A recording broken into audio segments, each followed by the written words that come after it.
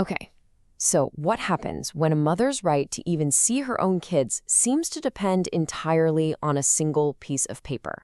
We're about to dive into a multi-state legal war told completely through one woman's court filings that really shines a light on a deep, personal battle with the family court system itself. This question, it's pulled from a statement written for a court hearing, and it is really the emotional heart of this entire story. It's a cry of desperation from a mother named Heather Bendl, and it's a direct challenge to the legal system that is taking control of her family's life. So, in this explainer, we're going to follow the paper trail that she created. Through her own legal filings, we'll see exactly how one court order can ignite a years-long cross-country legal battle, all seen through the eyes of the person fighting it. All right, so what's this really all about?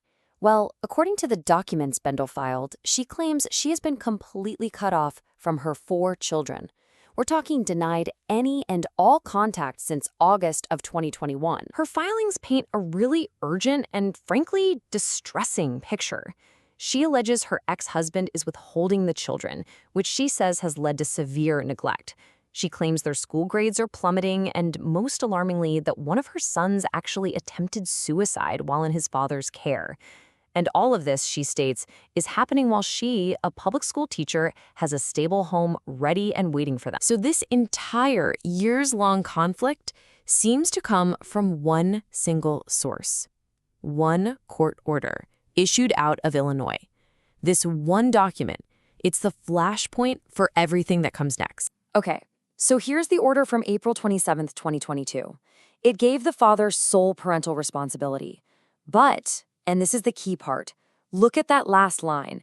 The mother's rights weren't terminated. They were reserved. That's a legally ambiguous word that she claims becomes the central point of contention in this whole dispute. And in her view, that one word, reserved, is being totally ignored. She argues this order has been twisted into a weapon enforced by her ex-husband and even school officials, as if her rights were just permanently gone.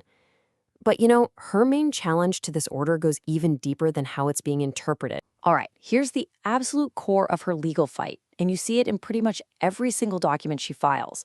She argues that the Illinois court never even had the legal authority, the jurisdiction, to issue that order in the first place. This timeline, which she lays out in her filings, is, well, it's everything to her case.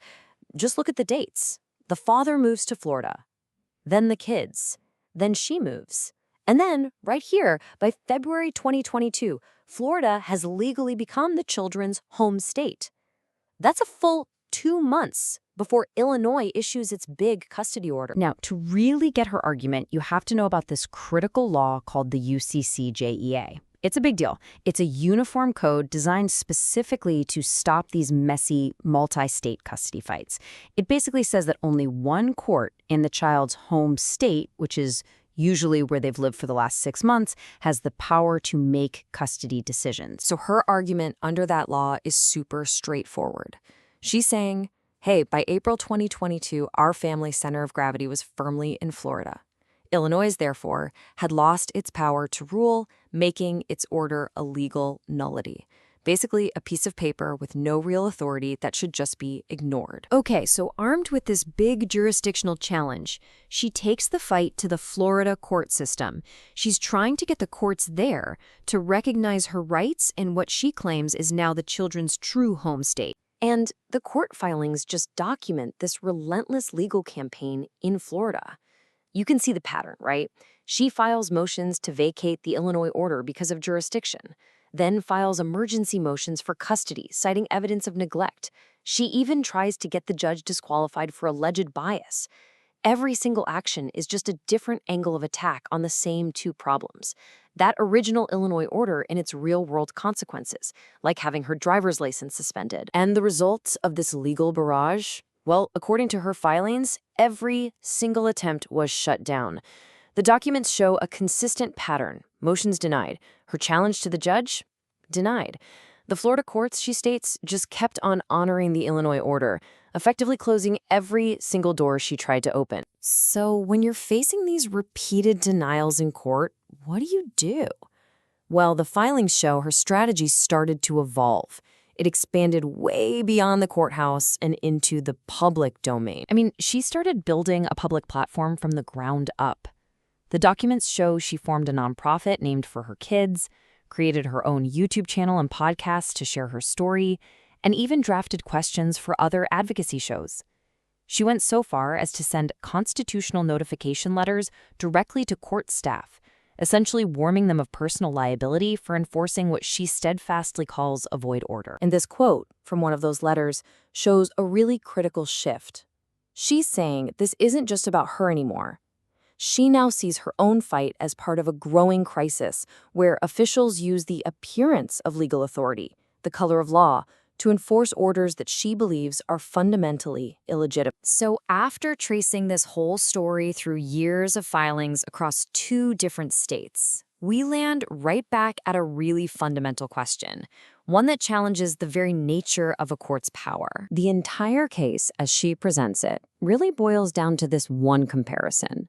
For a court order to be valid, she argues it has to rest on 3 pillars. The court needs jurisdiction, the person needs proper notice, and they have to get a chance to be heard. That's due process.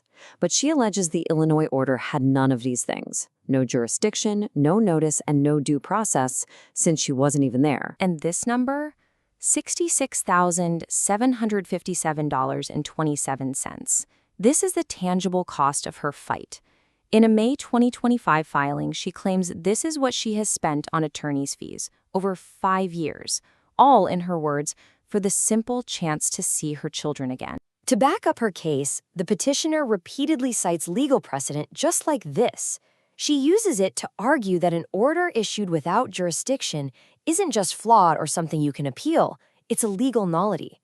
It has no more legal effect than a blank sheet of paper, and no court, in Florida or anywhere else, should be enforcing it. And that is the central question this whole story leaves us with.